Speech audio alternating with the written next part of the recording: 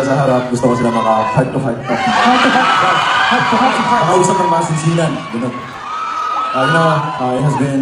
It has been 7 years na nabuo kami.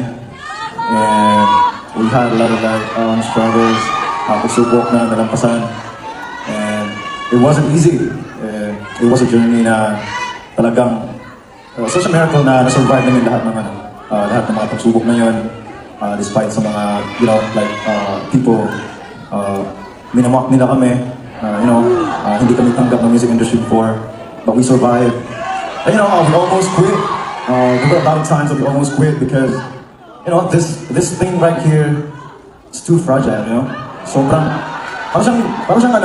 it's just like a glass, Talagang ang bilis niya basagin talaga eh. Ang bilis niya basagin, sobrang bilis i-build up.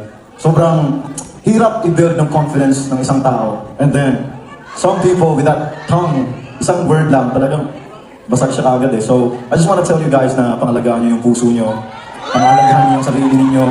As much as we, take care of ourselves also.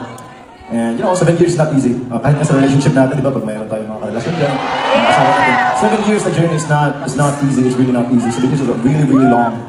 Talaga, mahabang oras, mahabang pasensya, and mahabang pag-uunawa. So, ayun lang naman po ang aking masinsinang advice ko.